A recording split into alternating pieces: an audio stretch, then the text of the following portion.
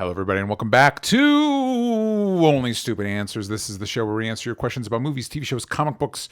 So many trailers. Oh my God, there's so many trailers that dropped this week. Who are going to talk about the trailers?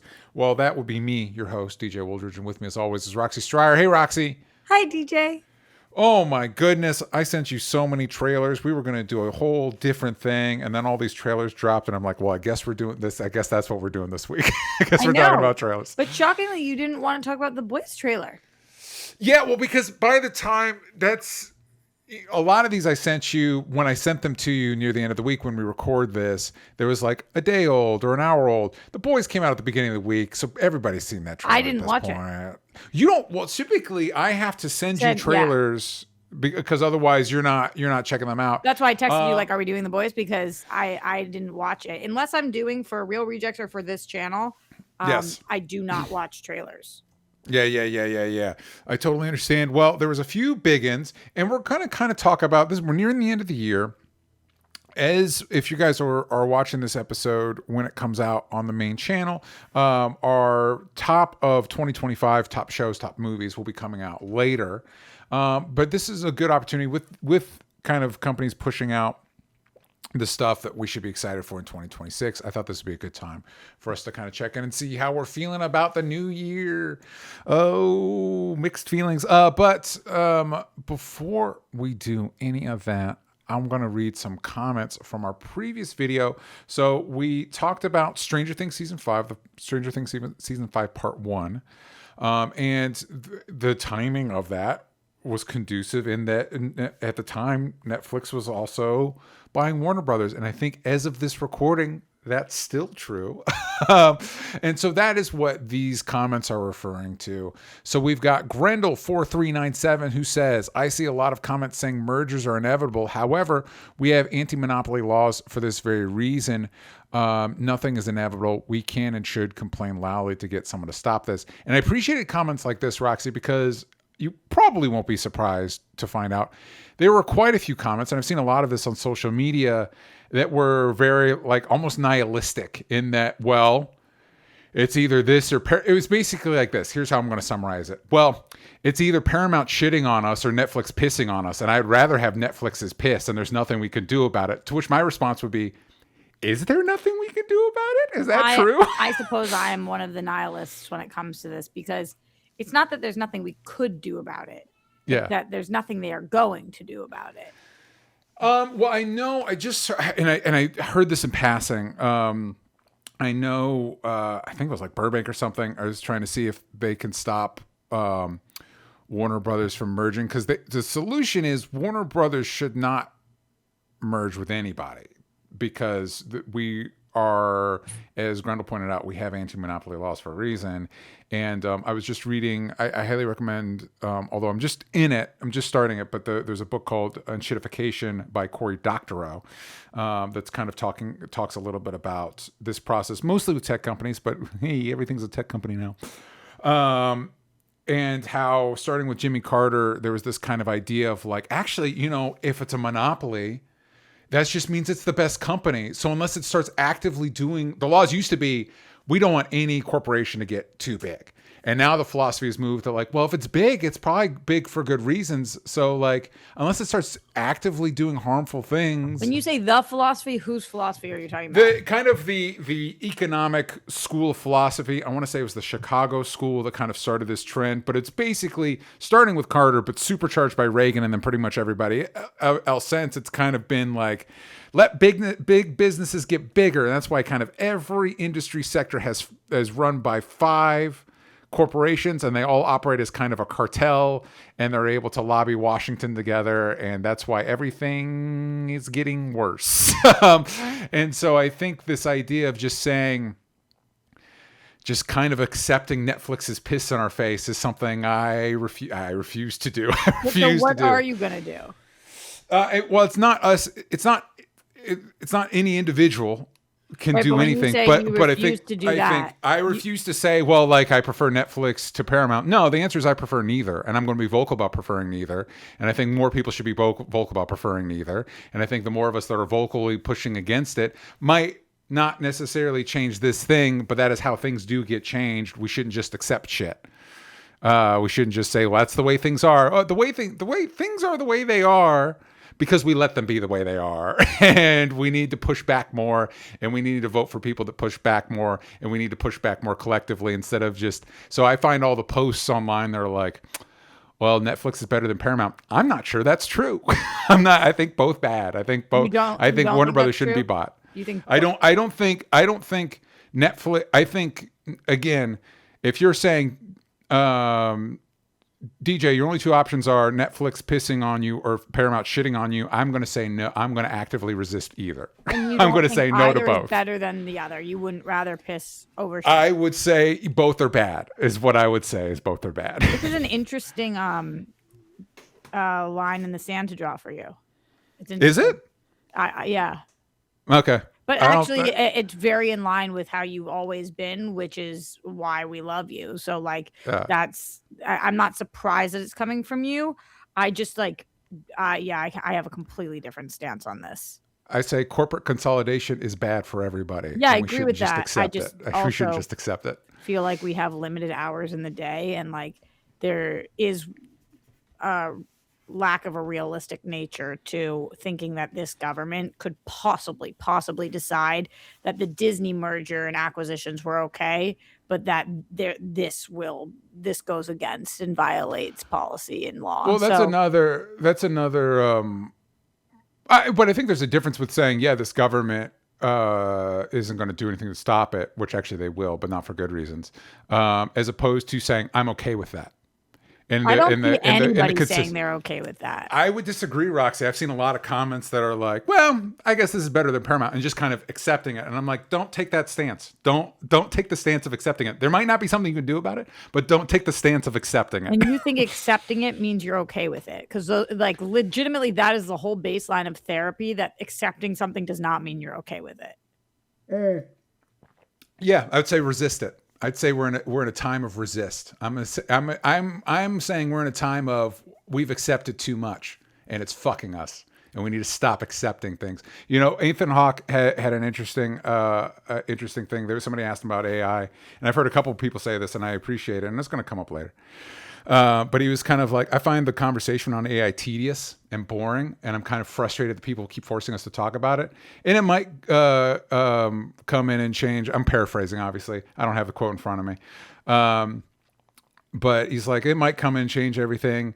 And I'm not in denial of that, but I am in resistance of it. And I'm like, yeah, man, fucking Ethan Hawke. Fuck yeah, dude. We're going to keep this conversation by going to Robert Goyette's comments.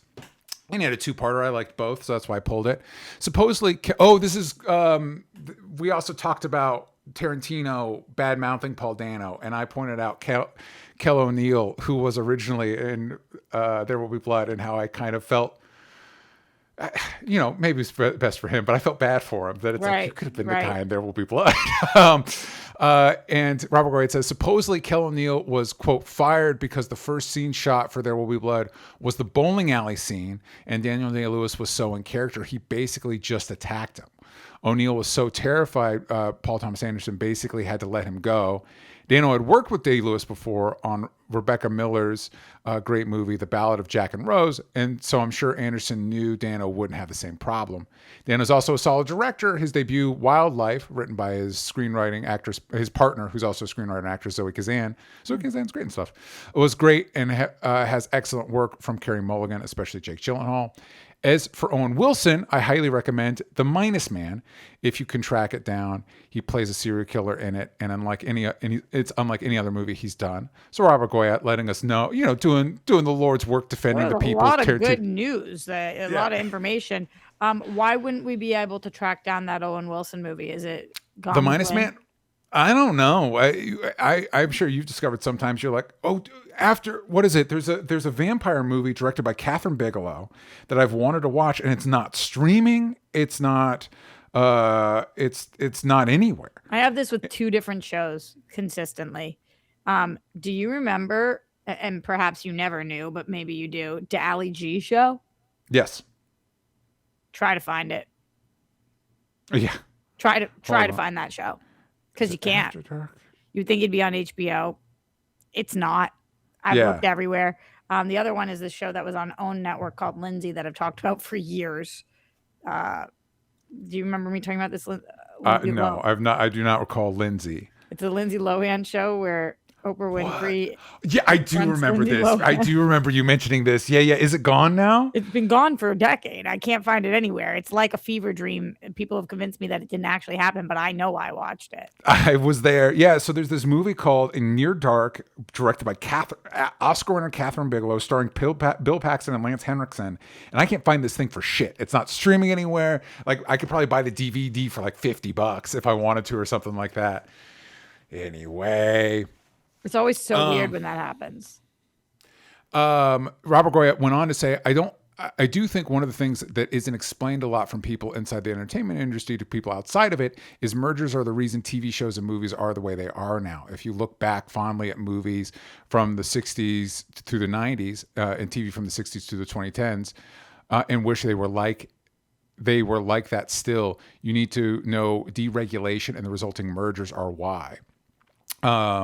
And he also gives us appreciated our Clark Wolf shout out in the last one. Yeah, it's I think it was one of those, like, there used to be, people were frustrated because there was only like 12 major studios and now there's like 4 or 5. and so it's the deregulation on monopolies and stuff like that. It's just making all of our lives worse. It was cool for a while when we were in abundance adding, right? Like Netflix started, and that was a great new place for creators to go. There was like, even with like the creation of things like Quibi for a minute or Tubi, or whether you like it or not, that they come from tech companies, Apple and Amazon. And it was like, there was just so many different places. And now things are merging again in the opposite direction of what we like. Yeah, well, and that was the trap. Again, I recommend Cory Doctorow's book Enshittification, because that goes into that a little about why that is the way that is. Mike Joyce says, "Love Near Dark. I think it was on Criterion Channel not too long ago. I don't have the Criterion Channel, Mike Joyce. Maybe I should."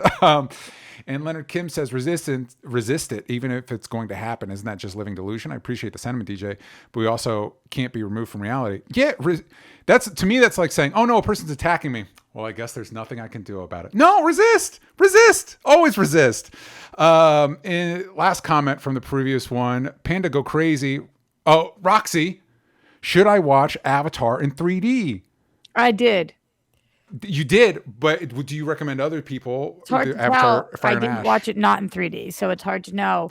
I don't like 3D in general, but I will say if there's one movie every few years that I'm going to watch in 3D, it is going to be Avatar. Yeah. It's James Cameron cares about the he cares about the technology. I was happy to watch it in 3D. The glasses are always, to me, especially if you sit on the edge, which DJ and I both do, or maybe you guys don't know that, but we do that. We do. You can like see the color at some point unless you like really turn your head, and that kind of bothers me. But after 15 minutes, it doesn't bother me, but it does take me a minute to get adjusted. I would recommend going to this in 3D because it is, if you're willing to see any movie ever in 3D, then go see this in 3D. Yeah, I totally agree with that. Wait, I'm sorry. I'm getting a call from the Heroes Reforged boys. They say go see it in 3D. Yeah. Oh my God. Hector is like the number one. Yes. He is like on his 3D bandwagon. Yep. Yeah, he leads it. He's not on the bandwagon. He's on the horse at the front. Yeah, he's the president of the 3D fan club. He's the president of the union of 3D. So real quick, before we get into, it's basically going to be a news day, gang. We're going to go through some trailers. We're going to talk about developments. And we're going to be talking about our thoughts for 2026. But before we do that, as you may know, this year I've been trying to do a charity of the month. But since it's the holidays, I'm just going to run down all the charities we've been doing this year, especially since some of them, like the International Rescue Committee, is doubling gifts during the winter. So now it's a good time to go revisit them. So here's what we did. We did Children in Conflict. We did Scope LA. We did Trans Lifeline, International Rescue Committee, and Feeding America. I think all are worthwhile charities. All the links will be in the description. Please go give them a look. And also be on the lookout for orgs in your area, because that can be a way to be really much more impactful as if you're looking at stuff specifically in your area. So give that a look. And also, as always, we are supported. We've got patrons watching live. You can watch live at patreon.com/onlystupidanswers. Patrons help keep the lights on. You can check us out at patreon.com/onlystupidanswers. You get exclusive shows like What We're Into. You can get shows like this early and ad-free. And then Krypton Academy is the one Sal and I are going through Superman, the animated series currently. Ooh, just stumbled into a perfect segue talking about Superman, the animated series. This week, Roxy, we got our first, it's our favorite game. Is it a teaser? Is it a trailer? We got our first teaser trailer for Supergirl. Roxy, I'm going to throw this out there right now. Here's my thoughts. Okay, give them to me. Supergirl trailer. Street Fighter teaser. Because Street Fighter was like 40 seconds. That? Please, that's why I brought it up, so you could. Supergirl, to me, teaser until watched Street Fighter, then Supergirl by comparison, trailer. Gotcha. But okay, to me, anything that isn't plot specific is more of a teaser. Gotcha. So both are teasers, but Street Fighter, apparently I looked it up. It's not coming out till October next year. Street Fighter was a music video, so yeah. Street Fighter was brief, but we're not talking about that. We're talking about Supergirl. Roxy, what are your thoughts on this Supergirl teaser trailer we got? So I'm lucky enough that both the first Superman trailer and the Supergirl trailer, I know exactly what my initial reaction was because I taped them for Real Rejects, so I can see my face on how I feel. And I look back at Superman versus Supergirl, it's a very different feeling watching the Superman trailer for the first time, which made me feel like, holy crap, I feel like we're going to do this, as opposed to watching Supergirl, where I was like, I'm excited for this. I don't know if I told you that I recently, a couple months ago, reread Woman of Tomorrow. So I have been like very, very excited about this. As you remember, DJ, and we have the luxury of doing this together for a decade now, Supergirl was my jam. I loved that show. Like Sam was all about Flash, you were all about Arrow, and I was all about Supergirl. That's kind of how it started. Yes. And I just love that character, and I love that we're doing completely something different with our Woman of Tomorrow version. It's not going to be anything like Melissa Benoist. Milly Alcock is playing a totally different character for all intents and purposes. So I think that this trailer did a very good job of showing that, it was like a continuation of the Superman movie, showing us that this girl we have one scene where she's got that single tear over Crypto, which if you have read the comic, you have some thoughts on probably what's going on there. She's got a couple scenes where she's fighting an entire group of people, and with who's named Ruthie, like protecting her, or you don't know exactly in this movie what's happening here. So it seems like kind of badass, seems slightly, I don't want to say emotional, like she's overly emotional, but she feels a lot, even though she tries to cover that up, we see in this trailer. So I think that this was really, who is Supergirl? Who is this Supergirl? We see her drunk, we see her hungover. We see potentially a couple different planets. We have a brief shot of Lobo. We have a shot of Krem, who looks nothing like Krem, but would lead me to believe that is the same character, just different appearance / vibes. Yeah. So all that to say, I'm just kind of stating facts, right? Like this trailer just kind of was like, here are some things. And that worked for me for a teaser trailer for Supergirl. I think Milly Alcock looks amazing. I think I'll probably really like this. I've seen a lot of heat for this, which I think is a little silly. Yeah. Because it wasn't like that big of a deal. But heat in what direction? Coming from multiple directions or in one direction in particular? No, from multiple directions. Like, for example, I watched this with Greg Alba and John Humphreys, who thought that this was very much, at least the way the trailer was shown, very much a James Gunn thumbprint, not a Craig Gillespie movie. Mm-hmm. And so they felt like this was very similar to Guardians, and that this was not potentially going to just be more of the Gunverse, which Yeah.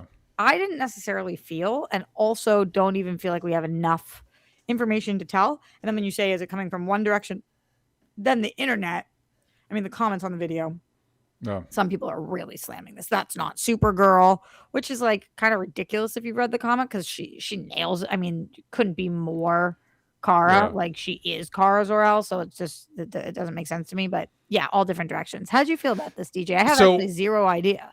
Well, I right off the bat, I'll say I liked the trailer, or the teaser trailer. I enjoyed it. I think I would like this movie. I was a little on the fence because we got a brief glimpse of Kara and Superman, and I kind of shared Superman's sentiment of like, Kara needs to get her act together. You know what I mean? Like I was like, I don't know if I want to spend a movie with this person. And I think this trailer did a good job of getting me excited to see that movie. And I think Milly Alcock blows it out of the water. She seems great. I'm like, it makes sense that she transcended. She was great in House of the Dragon, but it makes sense she's like shooting past that. And it's like, yeah, this girl has some real talent. I say that to lead into, I will say, people that have watched the show for a while will know I've been like, I've loved Superman, I love Peacemaker, and I liked Creature Commandos. I like all three of those things. All three of those things are Gunn things. And so I was waiting for Supergirl and Lanterns to see if we can have other flavors in there. And all eyes on Lanterns, because this did feel very Guardians of the Galaxy to me. I'm like, okay, so we're still very much. That said, so Craig Gillespie did I, Tonya, which is a movie I like, and he did the Cruella movie, if I'm remembering correctly. I don't know that I could distinguish what a Craig Gillespie, like, what's a Craig Gillespie movie feel like? But some people apparently can.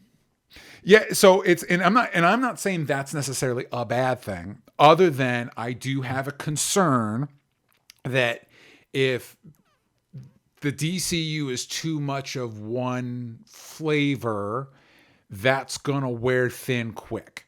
And if Gunn's the guy giving the rubber stamp to things, and those things that get rubber stamps are stuff that feel like him, even if he's not the one doing it. Doesn't matter how much I love Suicide Squad, how many times I've watched Superman, how much I love Peace. That doesn't matter. Eventually that's going to get tired. Yeah, of course. And that's, as you pointed out, Roxy, that does not necessarily mean that is the case of this movie. And that doesn't necessarily mean, even if this does feel like Guardians of the Galaxy, that I'm not going to like it anyway.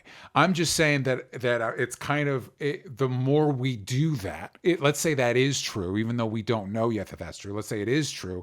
The more pressure falls upon something like Lanterns or Clayface or whatever to add different textures to this universe. I suppose, let me ask you this question though, DJ, because yes, I agree, and like inherently Clayface isn't going to feel like a James Gunn thing as much, because it's not a cosmic like super and you know, like what we've seen him do, there's gonna be direct comparisons between, we've just saw him do Superman, we've seen him do Guardians. So of course Supergirl, related to Superman, doesn't want to feel like Superman, but related, similar powers, and where she gets her powers from additionally takes place oftentimes off planet. So it's like more directly correlated. Do you feel like this trailer could have done something to really make it feel not James Gunn like? Absolutely. I do think part of it is, you know, the music choice. I in some ways actually feel like this. Let's go back to the trailers, because you talked about, you did the reaction for Real Rejects. This trailer feels more like Gunn than the first Superman trailer did. You know what I mean? It does. It does. And I would say in defense of this project, I would say Superman feels more far afield from what James Gunn had tradition. Not that there's not Gunnisms in there, but it feels more different than Suicide Squad and Guardians. But what about based on the comic? Like, don't you think Woman of Tomorrow feels more Gunn-like than Superman typically? I haven't read Woman of Tomorrow. Oh. I'll probably get around to it eventually. I think you'll like it, DJ. Well, yeah, we'll see. I'll probably give it a shot at some point before the movie. I'm starting to feel obligated a little bit too. In what way? Can So you elaborate on that? just because everybody loves it and this whole movie seems to be based on it, so I feel like to since I'm typically the comic book guy, I feel like I'm kind of beholden to like, well, I got to be able to say, and so I think you're right, and I think I don't know that, again, I'm not saying this is the wrong direction to go in. I'm just saying long term, Marvel got a lot of mileage out of having a house style. That house style was less specific, and so I think it lasted them longer. DC struggle also landed on. There's a reason we call it the Snyderverse, and it struggled more with that. And so it's just one of those. And again, I'm not saying I think there's a good chance I'm really going to like this movie, and it's just long term. Not that this is the only thing I think the Gunn Safran team have to worry about long term, but long term, outside forces not considered. I think it's important that stuff starts feeling different, and we'll see. This again, this either way, this is the proving year for that because of Right. Supergirl, Lanterns, Clayface. If all those feel Gunn like, then we're in trouble. And Right. I feel like we're in trouble. You and I are completely aligned. The one caveat that I will say is that the internet does kind of crack me up sometimes where it's like, you guys know we did hire James Gunn to run the DCU, right? So like things feeling James Gunn like kind of makes sense. And I know he's not directing every movie, but he is not the Kevin Feige of this space on account of the fact that he directed the first 3 things. This is more like a television show and a showrunner. So, Peter Safran is the more of a Kevin Feige, where you're not watching these thinking like, this is so Peter. This is so Peter. Like, kind of, and I agree, things need to have different styles, just like they do in Marvel. But for people who are like, oh, we wanted James Gunn, but now we have James Gunn and we don't want it to be James Gunny. And it's like, well, that's kind of sometimes what happens when you hire a creator to run a company or a studio. Which like maybe then that's not the answer to that question. Maybe that's not the totally like perhaps people have problems with having a true creator, because Gunn, it wasn't like a question, is Gunn really more of a studio exec or is he a creator? Like, Gunn's a creator. We know him for being a creator. This isn't the same as whether you like her or not. Like, this isn't the same as Kathleen Kennedy. Like James Gunn is a writer director. That's how we know him. He has the people he works with and what he does. So maybe people have more of an issue of they don't want somebody running the studio who is a creator. They want an executive. And that's a fair issue. But to want a creator and want it to be James Gunn and then to be like, everything has his flair to it. It's like, yeah. But I think things can be differentiated. I just think it's also like a little bit of a wild complaint when we haven't even seen a project yet that isn't directed by him. Yeah, well, we'll see. This is coming out in June 26th, 2026. We do have some, from the Discord, we have some questions about the trailer. Seth, do you think we are getting separate Kryptonian cultures instead of the usual monocultural portrayal? Could explain Supergirl not being like Superman's parents. Conversely, her drinking could be related to the, quote, make a harem thing. So, Roxy, how do you think we're going to get different... Like, basically, Kara's perspective of Krypton is going to be different than what Clark was exposed to through his parents. You know what I mean? I don't know what's considered a spoiler or not, so I don't want to give away like some of the stuff that they talk about in Woman of Tomorrow, because I know people really do try to avoid that. But Woman of Tomorrow certainly does get into her history and her familial history. So I would be pretty surprised because of how directly this feels to be. And we do have one shot in this trailer that leads me to believe that we are going to be going back into her past. So yeah, I think we're going to get a little bit more on that, but I wouldn't expect until Man of Tomorrow. Is that what they're calling the next Superman movie? Yes. Yes. Until Man of Tomorrow, I wouldn't expect us to have more clarity on that. You know, like as of this moment, I know that a lot of people still think that that message was doctored. Mhm. So I don't think that this will confirm nor deny that. I do think it was an interesting choice in hindsight. Like we don't touch on the destruction of Krypton at all in Superman, and I actually think because, like you said, we see some of that here, and I'm like, that's I think probably a smart creative decision of like we're going to save that stuff for Kara, who was there when it happened. Jake, and I don't know. We'll see. We'll see, Seth. I do think they need to explain. Did Kara know the truth about the message and just didn't tell Clark? We need to get some clarity on that. I agree, but I also think like just picking up context clue, having if you haven't read the comic, like here's what we see from Kara. She is clearly just at the end of Superman and this trailer. She is running away and she is heavily drinking.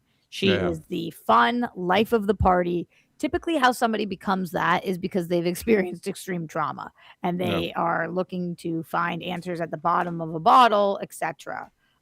So I think that it would be a missed opportunity for us not to explore her very dark past Yeah. and potentially include what they've given us in the first Superman movie. Yeah. So Jake Hefner says, how do we feel about Jason Momoa as Lobo? I like him fine, but it's hard to not feel like it's a bit too soon seeing him again, even as a different character. So I'm curious your thoughts on this, DJ, because Greg and John loved this shot of Lobo, and I felt nothing because it was literally 1 second. And Yeah, it was very brief, very, very brief. did you have strong feelings about including Lobo in this trailer? I'm going to be candid with you, Roxy. I kind of wished we had a little bit more, like a little, because like I'm bringing up the image now, like you can even barely see him, and I get it. It's a teaser. We're trying to just whatever, but it's like I want a little in there. Give me a little bit. We'll see. Here's what I'm going to say.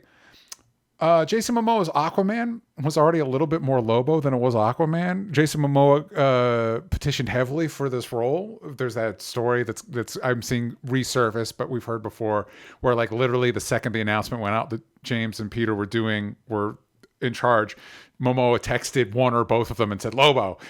Yeah, man, I don't care. I don't care that he was Aquaman. You know what? The further I can put the Snyderverse in my rear view, the happier I will be. So I don't have a problem with him. I think he's going to be, I think I like the first Aquaman movie. I think Jason Momoa is primed to be a better Lobo than he ever was as Aquaman. So I'm all for it. Okay. I really like Jason Momoa too. Yeah. He has such a presence that he almost kind of feels like, this isn't exactly fair, but he almost feels like a WWE wrestler to me. Yes. Like he gives off The Rock. Yes. So there's kind of never going to be a superhero, super villain comic book franchise that I don't think he should be a part of because it's so up his alley. I have more of an issue. Like he did a great job in the Apple show, Chief of War, but that's a harder push for me than Lobo. Like, yeah. Lobo. Jason Momoa, leather biker guy, Jason Momoa. Yeah, he'll be fine as Lobo. I don't have any issues with that. Why do you think they didn't include him in the trailer other than that brief shot?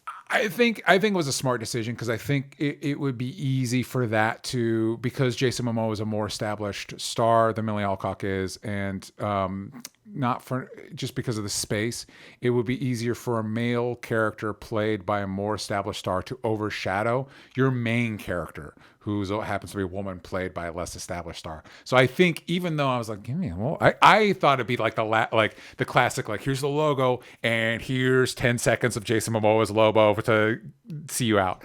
But I think it was a tactical decision to be like, no, cars are focus. We want to let you know right off the bat that cars are focus, and not lose sight of that. And I think it was a smart decision because my two main takeaways from this trailer, if you guys didn't gather already, were, wow, this feels a lot like Guardians of the Galaxy, and well, Milly Alcock's going to do a great job as Kara. Like she's really doing a good job.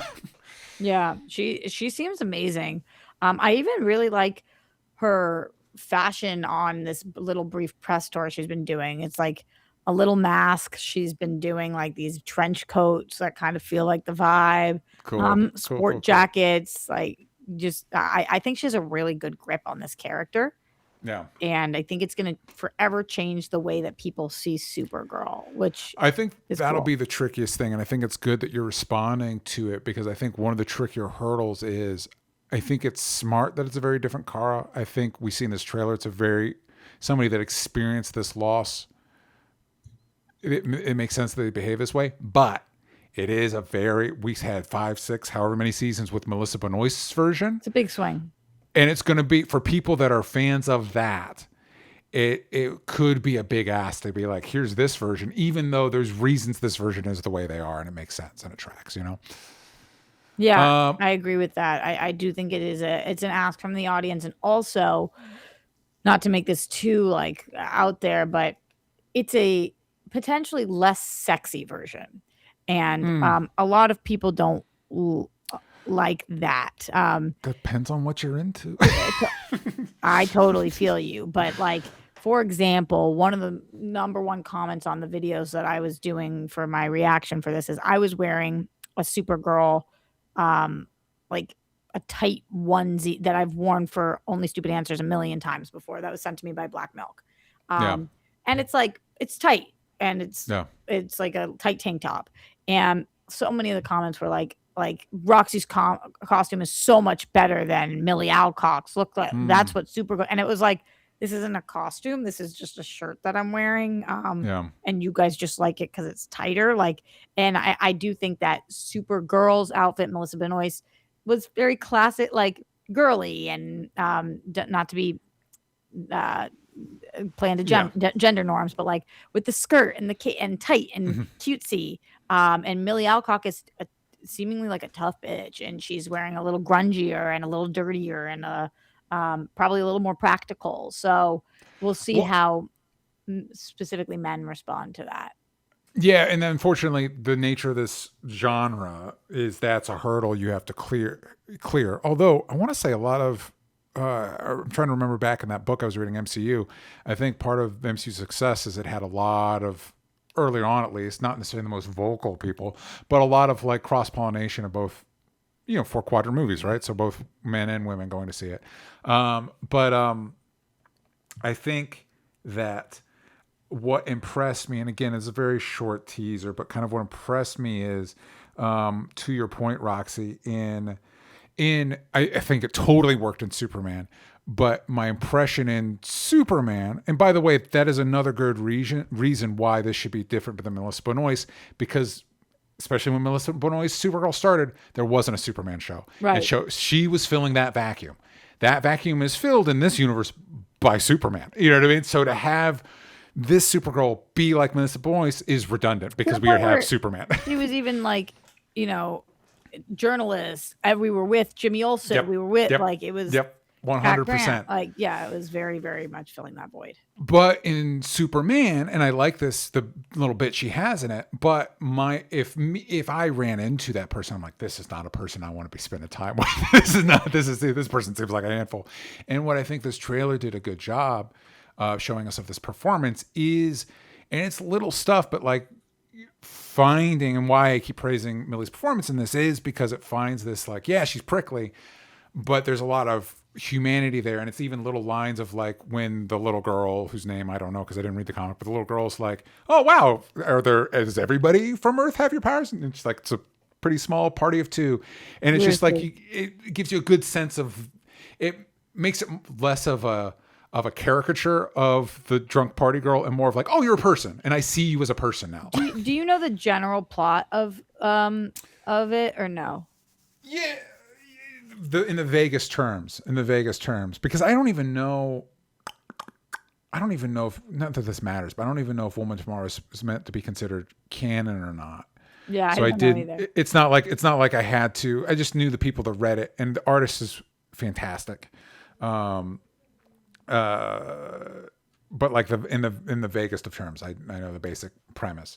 It seems like a classic, like the tough warriors helping the little girl out. And what's cool is typically that's a an adult man helping a little girl, and now it's a girl helping another girl. Totally. There's like a couple caveats to that, but you're not missing the mark here. Essentially, Ruthie, the little girl, tries to enlist Supergirl to help her with something that Smart. a vengeance quest that Supergirl does not want to do until it hits a little closer to home for her, and then she decides to go on the way. That's not spoilers. Like it's very early on.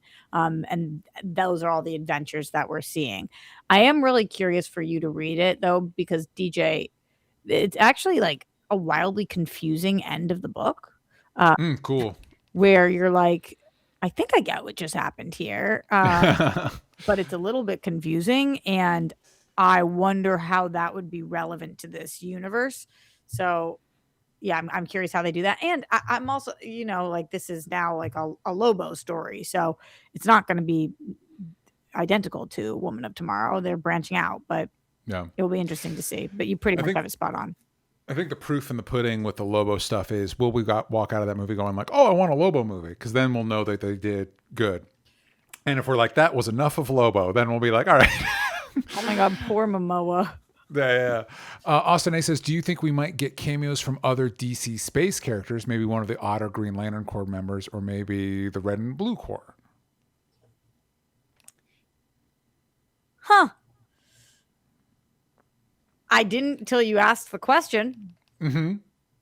And now I don't feel like it's out of the realm of possibility. Yeah. What do you think? I think it's not impossible, but I do think I'm not going to hold my breath for that. If it works for the story and they put it in there, the little fanboy in me would love that. But I don't need it. Would you want it to be one of our lanterns that we've already cast? Or would you want it? I would say no, especially since we're getting a Lantern show. I would want it to be one of the weirder, because this is more space focused. You can just say you want Kyle Rayner. You could just say I it, do. DJ. Well, I mean, no, not if there's not a good story reason, and we're doing John and we're doing all that. But I would want it to be one of the weirder alien ones, because we're already in space doing weird alien shit. So do more weird alien shit. Like that's what we're doing. Let's go for it. You know what I mean? But it could be an interesting gateway into that part of the DC universe. You know what I mean? That since we're doing wider cosmic stuff, Supergirl could be. King of New York says in the comments, Kilowog. Yeah, man. Although I kind of hope Kilowog shows up in the Lantern show. That would not be cheap for them to do. King of New York also says a common way people describe it is, without spoilers, is True Grit with Supergirl. I love True Grit. That sounds like my type of thing. We still have half a year before this comes out. Yes. Just to back up for a second, and I'm not saying whether it's common or not common, but just to like really overlook this for a second. Do you think this is too early to be getting a trailer? I want to say no, because I want it, but I'm glad when they said this summer, and we are still in 2025. Yeah. How do you feel? Yeah. I also don't know. I don't remember how things used to be, Roxy. Time is elusive for me for a variety of reasons. So is this too early?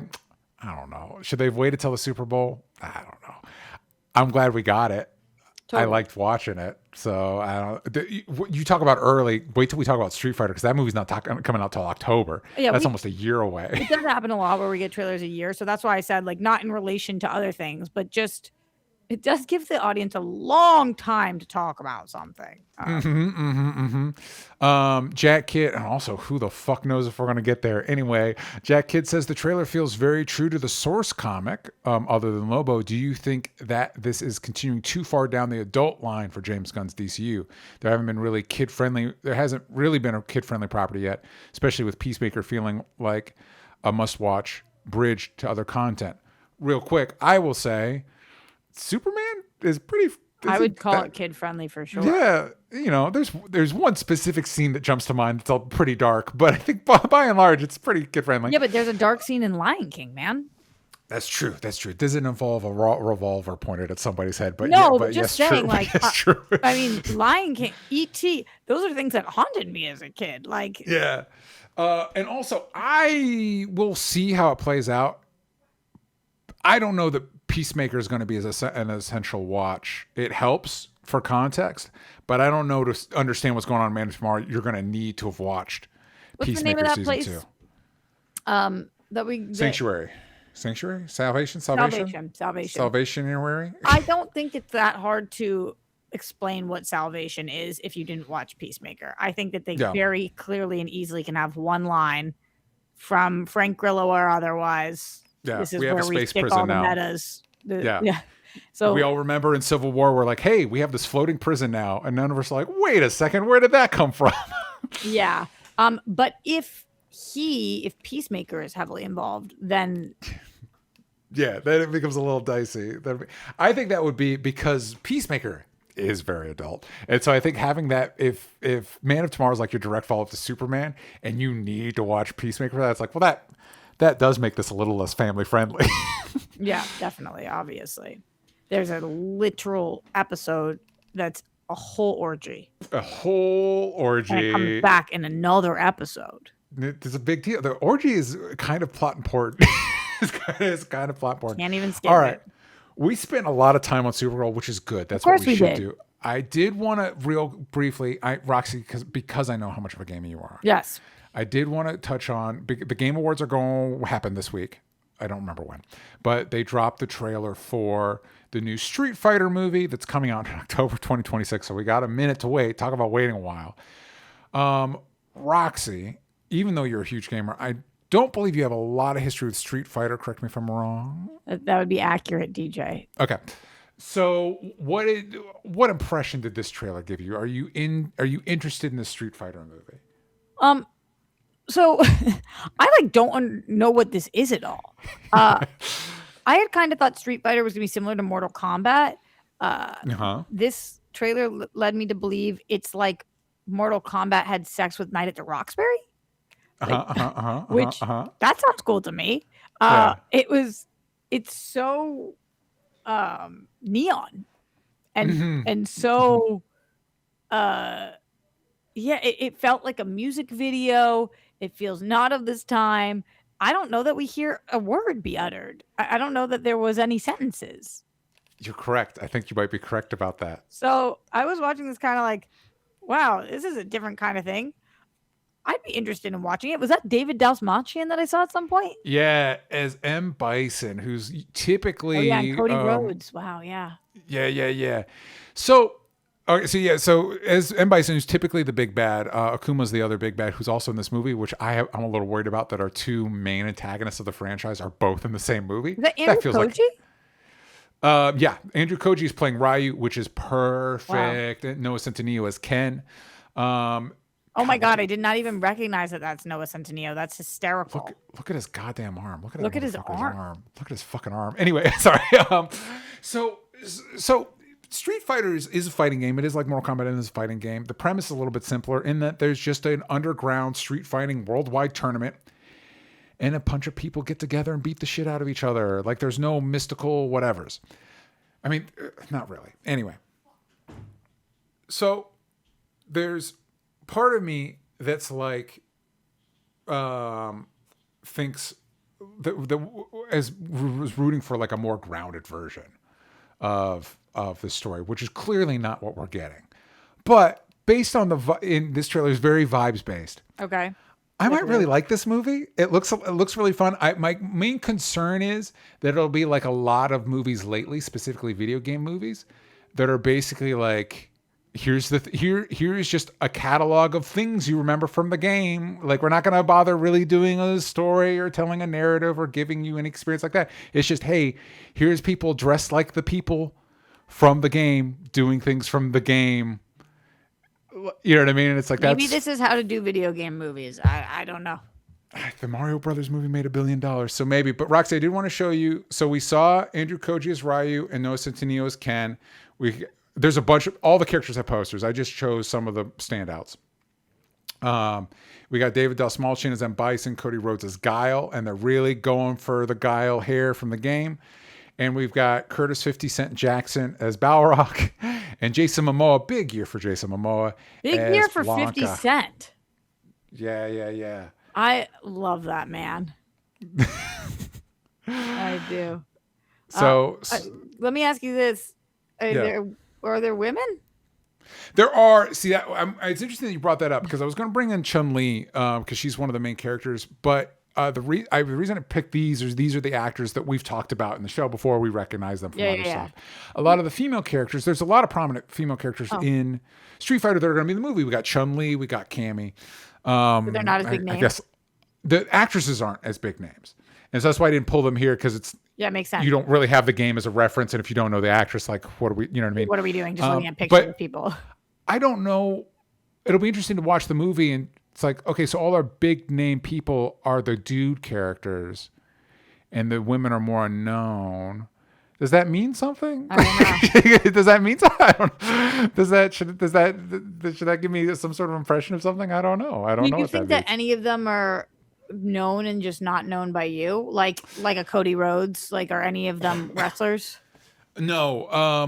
I looked up Chun-Li because it seems like the movie's really circling around Ryu, Ken, and Chun-Li, which makes sense. I feel like how you should do a Street Fighter movie. And she's been in some things, but nothing like. I'm gonna look right now. Nothing that like said to me like what you're talking about, like, you know, that she's a wrestler or whatever. So let's see if we can. So Kalina Lang plays Chun-Li. She was in Presence. She was in like one episode of Foundation. She was in a movie called Bad Genius. So nothing like she's working, but nothing like nope huge. Let's see if I can find the actress that plays Cammy. There's so many people in this movie. Mel Jarson. Yeah, Mel Johnson playing Cammy, who was always a favorite of mine. She played Natara in the Mortal Kombat movie. She's been in NCIS Sydney, Blacklight. Yeah, so I would say kind of relatively unknowns. Yeah, no. I don't recognize them. I don't know if that means anything. Well, I guess we'll find out when we watch the movie. Cool. So Roxy, I want to use this as an I forgot to mention I want to bring this up. The Supergirl conversation. HBO did drop there like 2026. Here's what to look forward. And we got a brief like 30-second look at Lanterns, which I liked. I like that little car. Yeah, it looks like Hal's testing John's connection to the ring by having him drive off a cliff in a car. Sure, it didn't feel like Guardians, so that's cool. Yeah, it looks kind of like True Detective. And that's the one they keep going to, and that does concern me a little bit because, like, you know, DCU, but True Detective is like, that's not what I want from a Green Lantern show, if I'm being honest. But maybe it'll be a pleasant surprise. When is it? Be like, I think it got moved around. I want to say it was supposed to be early next year, and I was hearing rumblings that it got pushed to later next year. Just 2026, I think, is all we have right now. Roxy, I did also want to ask you. There was a brief look at, it just says 2026. There was a brief look at Euphoria. I do not watch that show, but you did, and I know there was a lot of drama getting to Euphoria season 3. Was there ever, DJ? How does this? And now there's kind of a lot of drama around the show. Drama isn't even fully the right word, obviously, because like number one of the stars of the show, Angus Cloud, died. So we're going to have to deal with that. Number two, right now, people seem to have very, very intense feelings about Sydney Sweeney. You don't say. And one of those people, supposedly, is Zendaya. So, understandably, I would think. So I think that will be interesting as well.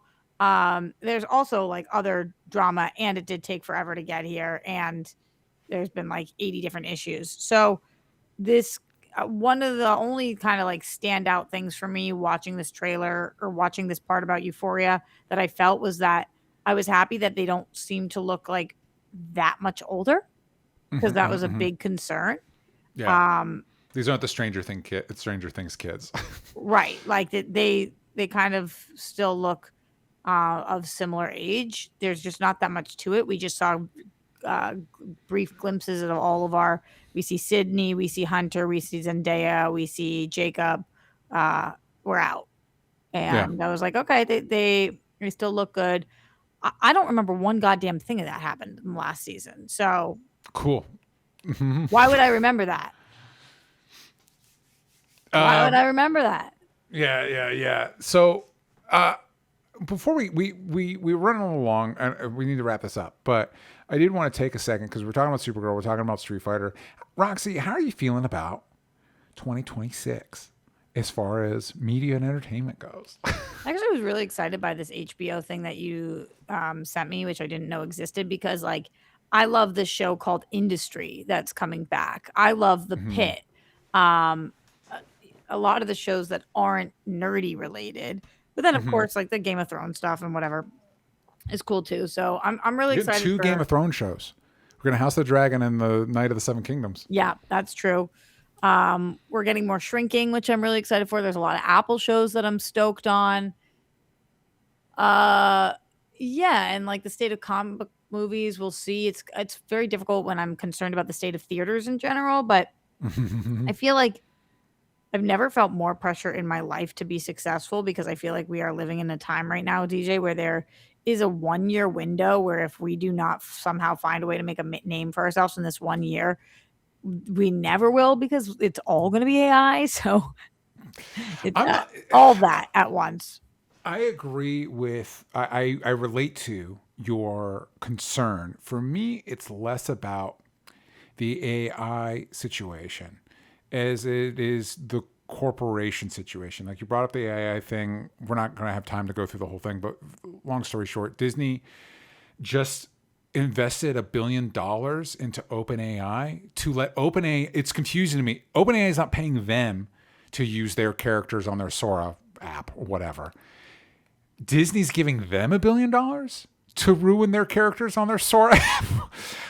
And I have to imagine this has to do with, we've talked about this before on the show, and there's not a lot of room for the idea of infinite growth in entertainment, but there is for some reason in the tech sector. So this is probably them trying to get their little claws into this AI tech sector thing. And AI is not going to take our jobs. AI, in the way they're trying to say it is, AI is not going to do what they say it is. They're not going to, it's not going to whatever, singularity, end of the world, any of that stuff. That's my perspective on it. However, moves like this, and the other thing was, the other thing that I had in the news is, we talked about it last week, Netflix is supposed to buy WB, but Paramount is making a hostile takeover bid to try and outbid them, and to outbid Warner Brothers, Larry Ellison, or David Ellison, who is the running Paramount right now. His father, Larry Ellison, and Redbird Capital Partners are investing in that, both of which put the money to the Skydance deal. And the funding they're getting is also from the from the Sovereign Wealth Fund of Saudi Arabia, Qatar, and Abu Dhabi, as well as they're getting money from Affinity Partners, an investment company formed by Jared Kushner, Donald Trump's son-in-law, right? That stuff makes me feel like we're hurtling towards a cliff, and the people behind the wheel are like, I bet we can jump it. And so they're like all in. I'm like, guys, we fucking can't fucking stop. Like fucking, we're not going to make this cliff. And so for me, it's less specifically the AI thing and more like, wow, this whole thing, like the whole, and I mean like the whole, like the country, the economy, the whole thing is just hurtling towards a cliff. And the people behind the wheel are goddamn fucking psychopaths. And so that, you see the Supergirl trailer, you see the Street Fighter trailer, like, ooh, cool movies in 2026. That puts a wet blanket over the whole thing for me. I'm like, are we even going to see these movies? Like, are there going to be... I'm less concerned about being an audience member in 2026 when I still think we're going to have great stuff that's been worked on by real artists prior to mergers. But I'm more concerned about being an employed person in 2026. Yeah. Now that starts to shift a little bit come 2028, 2029, where I'm concerned about being an audience member as well, and the quality of things significantly dipping. But for now, next year, I think the quality of art and content is still going to be excellent. Mm-hmm. It's the jobs that I'm really worried about.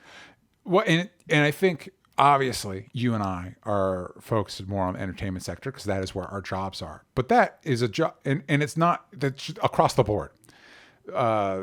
Job stuff is real dicey, and that does impact, like, you know, my previous Kickstarter comic, other Kickstarter comics, you know, small business shit. It's not doing so hot. It's not. Some are doing really well. Story of the world, right? Some are doing great. Others, the rest of them are struggling. But across the board, shit gonna get real bad. Yeah. Shit gonna get real bad. And so I think, listen, man, here's how I'm going to try the play of this plan, Roxy. Here we go. We're all in this together. Support your neighbors, support each other. Stay in touch with your community. In the comments, there's a list of charities. And my stance, as I stated earlier, is resist. Just resist. Even if you don't think it's going to do something, fucking resist, man. Don't let the vampires get you. Not without a fight, God damn it. Roxy, can't help me out here. How do we end this on a more positive note? I said, I think art's going to be good next year. Oh, cool. Next year, look forward to Supergirl, Street Fighter, and also less mainstream art. Why not? Art's going to be good. People are still going to be putting out good stuff. Stay tuned for that. I know I got some Kickstarters in the hopper, some Kickstarter comics in the hopper for next year. Stay tuned for all that shit. Speaking of, if you missed the Graveyard Shift Kickstarter, you can pre-order it at the pre-order store, graveyardshiftcomic.com. Click the pre-order store link. Roxy, speaking of artists making good art, where can they find what you're working on? Everywhere at Roxy Stryer, and if you haven't seen it already, I'm in a movie right now. It's called Wildcat. You can rent it for like $5, and it's a fun action movie starring Kate Beckinsale. So check it out. And starring Kate Beckinsale and Roxy Stryer. Check that shit out. Check it out. You can find me at DJ Talks Trash every place that matters. As of this video coming up on Wednesday, I have a really cool conversation with Jordan Bloom, the co-creator of the Minor Threats comic series. So you can check that out on my personal channel on Wednesday. Stay tuned for that. And stay tuned for our top 10s lists. And we'll see y'all next time. Bye, everybody.